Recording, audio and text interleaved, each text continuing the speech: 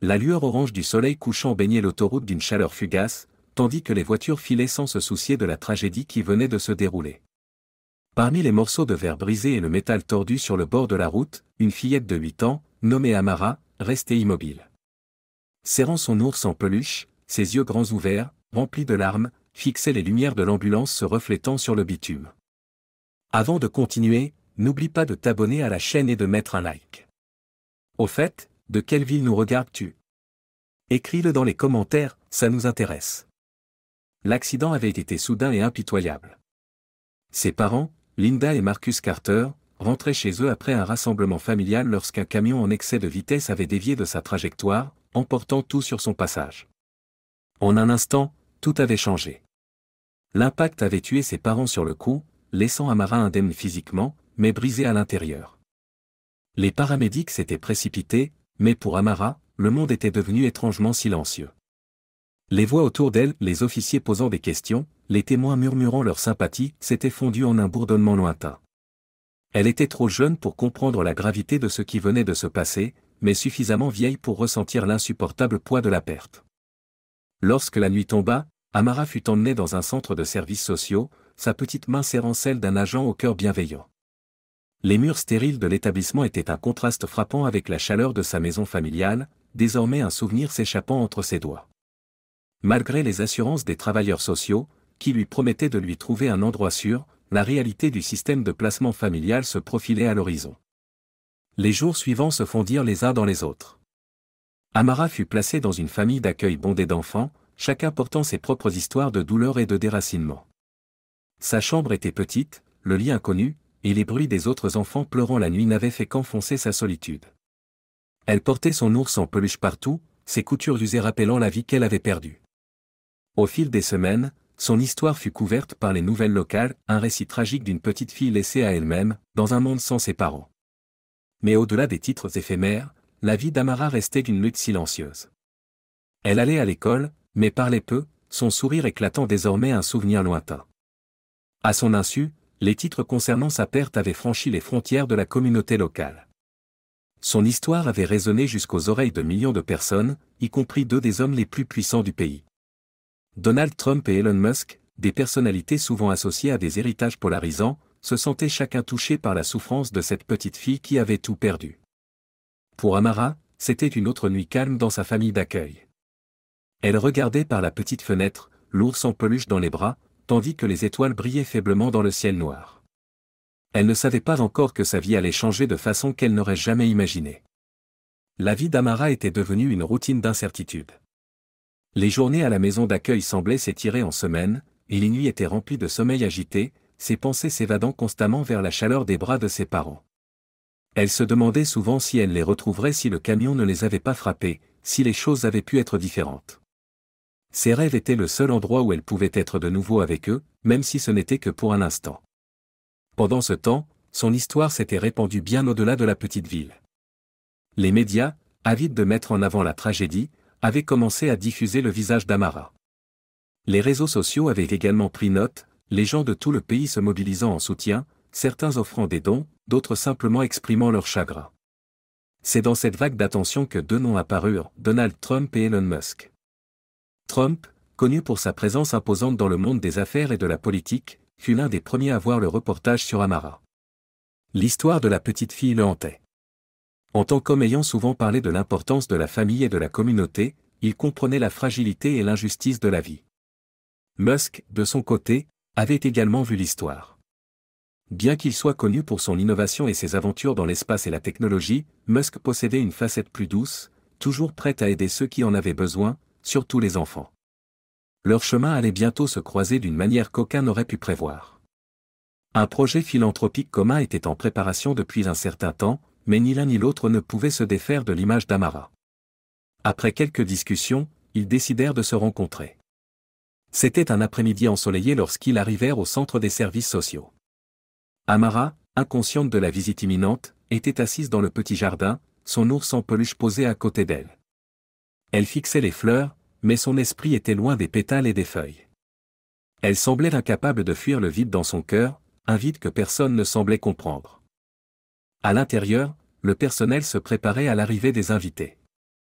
Ils étaient prudents mais pleins d'espoir, sachant que quelqu'un comme Trump pouvait apporter des ressources financières, et que Musk pourrait envisager un avenir pour Amara que personne d'autre ne pourrait imaginer.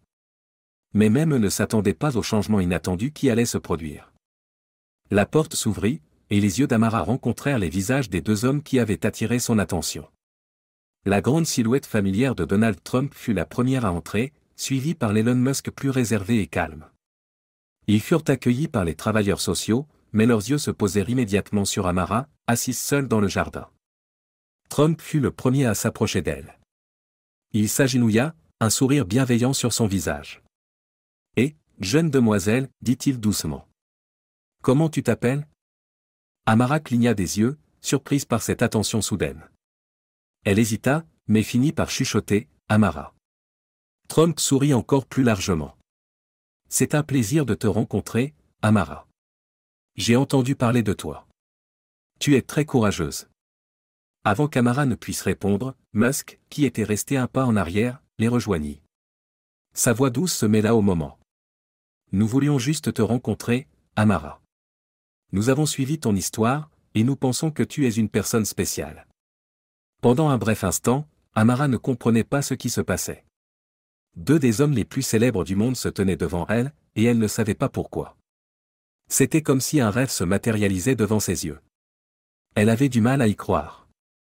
Il semblait tellement plus grand que les gens qui entraient et sortaient de sa vie. Trump, sentant sa confusion, prit la parole. « Nous savons que les choses ont été difficiles pour toi, mais nous voulons que tu saches que tu n'es pas seul. Nous voulons t'aider à trouver un endroit où tu seras heureuse, où tu auras une véritable chance pour ton avenir. » Musk hocha la tête, son calme apaisant la tension dans l'air. « Et peut-être, juste peut-être, tu mérites une famille qui puisse s'occuper de toi, t'offrir l'amour et l'attention dont tu as toujours eu besoin. » Le cœur d'Amara battait la chamade, mais elle ne savait pas comment répondre. Est-ce que cela pouvait vraiment se produire ? Était-il possible que ces hommes, qui semblaient si éloignés de sa vie, se souciaient réellement de ce qui lui arrivait ? C'était une question à laquelle elle n'avait pas de réponse, mais pour la première fois depuis des mois, elle se laissa ressentir un petit éclat d'espoir. Les trois s'assirent ensemble, parlant doucement. Le monde extérieur semblait s'effacer alors qu'Amara réalisait que cela n'était que le début de quelque chose qui pourrait changer sa vie à jamais. Trump et Musk se tenaient à l'écart, observant l'interaction se dérouler. Ils échangèrent un regard, un silence signifiant la reconnaissance de ce qu'ils venaient d'accomplir. À cet instant, Amara n'était plus seulement une histoire diffusée à la télévision. Elle était une petite fille avec une famille, avec un avenir devant elle. Les deux hommes n'avaient pas seulement intervenu, ils avaient changé sa vie à jamais. Lorsqu'Amara entra dans sa nouvelle maison, le poids de son passé commença à paraître un peu plus léger. Les souvenirs de ses parents seraient toujours avec elle, mais elle avait maintenant une famille qui l'aiderait à en créer de nouveaux. L'avenir, autrefois si incertain, était désormais rempli de promesses. C'était le début d'un nouveau chapitre, non seulement pour Amara, mais aussi pour les Carrington. Une famille avait été trouvée, et ce n'était pas seulement une question de richesse ou de statut, il s'agissait de l'amour et du soutien qui guiderait Amara alors qu'elle apprenait à guérir, à grandir et à prospérer dans un monde qui lui avait autrefois paru si impitoyable. Les premières semaines d'Amara avec les Carrington semblaient irréelles. Elle se réveillait chaque jour dans une chambre à elle, décorée de bleu et de violet doux, la lumière du soleil passant à travers les fenêtres. C'était un contraste saisissant avec les chambres froides et impersonnelles de l'orphelinat auquel elle s'était habituée. Chaque matin, Sophia préparait le petit déjeuner avec une telle attention que cela faisait sentir à Amara qu'elle était la personne la plus importante au monde. Malgré tous les conforts, Amara portait toujours le poids de son passé. La perte de ses parents la hantait dans les moments de solitude, et bien que les Carrington fussent gentils et attentionnés, Amara avait du mal à accepter l'idée de les considérer réellement comme sa famille. Parfois, elle s'asseyait près de la fenêtre, regardant les jardins immenses, se demandant à quoi sa vie aurait ressemblé si l'accident ne s'était jamais produit. Sophia, toujours intuitive, remarqua la distance dans les yeux d'Amara. Un après-midi, elle s'assit doucement à côté d'elle, sa présence étant un réconfort silencieux. Elle ne poussa pas Amara à parler, mais lui offrit un espace où elle pourrait exprimer ses peurs sans jugement. Peu à peu, Amara commença à s'ouvrir, ses mots timides mais sincères. « Mes parents me manquent, murmura Amara, sa voix faible. J'aimerais qu'ils soient là. » Sophia hocha la tête, écartant une mèche de cheveux d'Amara derrière son oreille. « C'est normal qu'ils te manquent. Mais nous sommes là pour toi, toujours. La première fois qu'Amara sourit après cette conversation, cela sembla être une percée. Ce n'était pas un sourire complet, mais c'était suffisant pour montrer que les murs autour de son cœur commençaient à se fissurer. Chaque jour qui passait, elle commençait à trouver du réconfort dans les petites choses, les rires à table, le son de William jouant du piano tard dans la nuit, la chaleur des câlins de Sophia. L'école fut un autre ajustement. Amara avait pris du retard dans ses études, mais les Carrington s'assurèrent qu'elle ait un tuteur qui travaillait avec elle chaque jour. Peu à peu, la confiance d'Amara grandit. Elle commença à participer davantage en classe, sa curiosité naturelle reprenant vie. Pour la première fois, elle commença à croire en la possibilité d'un avenir. Mais le changement le plus profond arriva lorsqu'elle commença à faire du bénévolat dans un refuge local pour les enfants ayant vécu des pertes similaires. C'était Sophia qui avait suggéré cela, croyant que cela donnerait à Amara un sentiment de but. Au début, Amara n'était pas sûre. Elle était encore en train de guérir elle-même, mais à mesure qu'elle passait du temps avec les enfants, écoutant leurs histoires, quelque chose changea en elle. Elle se rendit compte qu'aider les autres, offrir un mot gentil, ou simplement être avec quelqu'un qui avait besoin de compagnie, pouvait guérir son propre cœur. Les Carrington ne se contentèrent pas de donner à Amara un nouveau foyer, ils lui donnèrent les outils pour se reconstruire. Ils lui firent sentir qu'elle avait de la valeur, non seulement en tant qu'enfant adopté, mais en tant que personne qui avait le pouvoir de faire une différence. Son estime de soi grandit, et avec elle, sa conviction qu'elle pouvait surmonter n'importe quoi. Un soir, alors qu'Amara finissait ses devoirs, elle regarda autour d'elle dans le confort familier de sa nouvelle maison et réalisa quelque chose qu'elle n'avait pas prévu, elle appartenait. La douleur de la perte ne disparaîtrait jamais, mais avec sa nouvelle famille, elle avait la force d'aller de l'avant. Elle ne survivait plus seulement, elle vivait. À cet instant, Amara comprit que les nouveaux commencements ne signifiaient pas oublier le passé. Cela signifiait l'honorer tout en s'engageant dans un avenir rempli d'amour, d'opportunités et de la promesse d'un demain plus lumineux. Les mois passèrent, et la vie d'Amara continua de se transformer de manière qu'elle n'aurait jamais imaginée. Les Carrington lui avaient offert tout ce dont elle avait besoin, mais plus que cela, ils lui avaient donné quelque chose d'inestimable, la liberté de rêver.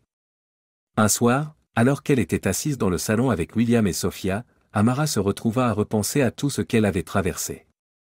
La perte tragique de ses parents lui semblait désormais un souvenir lointain, non plus un poids accablant, mais quelque chose qui l'avait façonnée en la personne qu'elle était en train de devenir.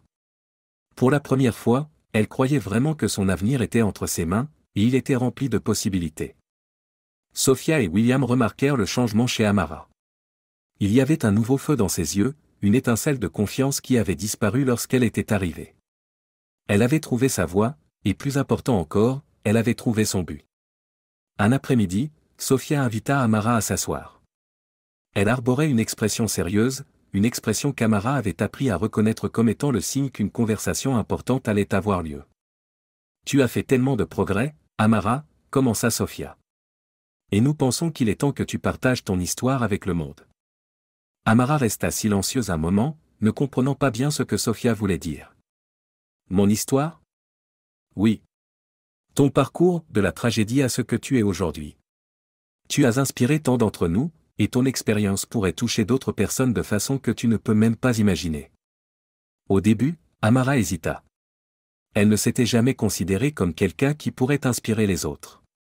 Mais en réfléchissant à tout ce qu'elle avait surmonté et à combien la gentillesse des autres l'avait aidée, elle se rendit compte que partager son parcours pourrait aussi apporter de l'espoir à d'autres.